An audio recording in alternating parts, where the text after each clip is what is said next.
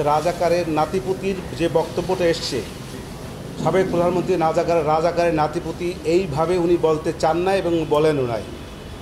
আর রাজাকারকে ধ্বংস করে দেওয়া, তাদেরকে হত্যা করা, এরকম একটা প্রশ্ন আসছে এই মামলার মধ্যে।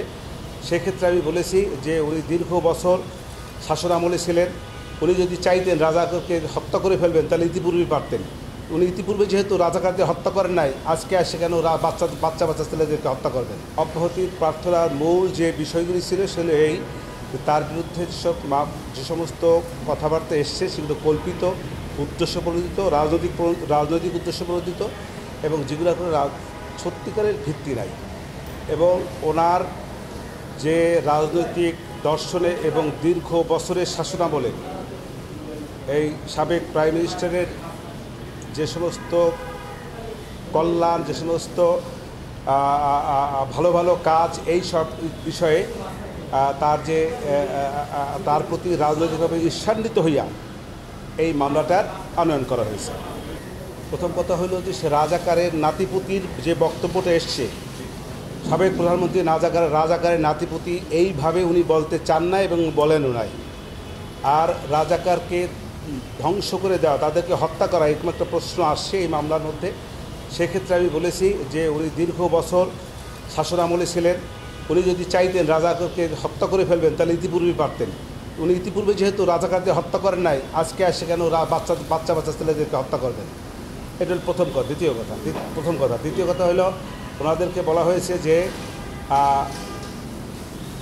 তাপস সাহেবের সঙ্গে উনি ফোনালাপ করেছেন, সেই ফোনালাপে বিভিন্ন ছাত্রদেরকে হত্যার নির্দেশ দিয়েছেন। আমি বলেছি এটা সঠিক না, এরকম কোনো নির্দেশ প্রশাসনের পক্ষ থেকে কোনো ডকুমেন্টারি কোনো এভিডেন্স তাদের কাছে নাই।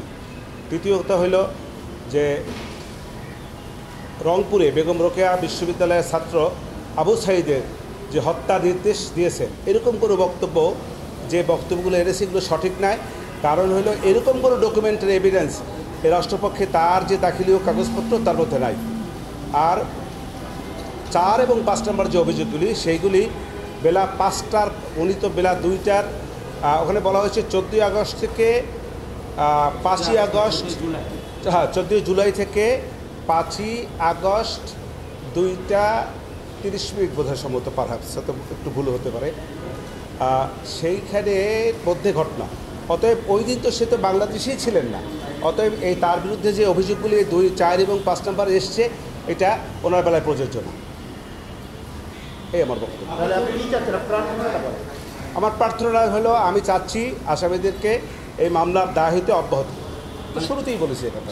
কোনো হত্যা নির্দেশ দেননি, প্রত্যক্ষ পরোক্ষ কোনোভাবেই না। সেটা সাক্ষ্য যখন হবে, তখন কল রেকর্ড যদি আসে, যখন যদি সাক্ষ্যতে দেখা যাবে, তখনকার বিষয়।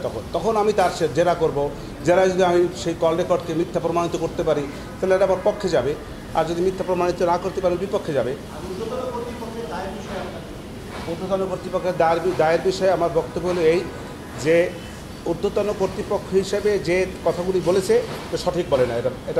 এটা আমার বেলায় প্রযোজ্য না। আমি এরকম কোনো ঊর্ধ্বতন কর্তৃপক্ষ হিসেবে কোনো রকমের নির্দেশ আমি প্রদান করি না। আজকে তো ডকুমেন্টসের কোনো বিষয় না, আজকে তো ডকুমেন্টস সাবমিট করার কোনো বিষয় না, আজকে শুধুমাত্রই বক্তব্য দেওয়ার প্রশ্ন। আমি পুরুষত্বের বিষয়ে বলেছি এই কথা, যে যেমন এখানে কিছু অনেক পুলিশও হত্যা হয়েছে, এই কথাটাই শুধু বলেছি। তা আমি অঙ্ক বলি নাই। আচ্ছা আমির ভাই, আপনি বললেন যে আজকে চার্জ হিয়ারিং ছিল, তো এই বিষয়গুলো মানে আইনের বিষয়, চার্জ হিয়ারিং না, আজকে ডিসচার্জ শুনানি ছিল। রাইট।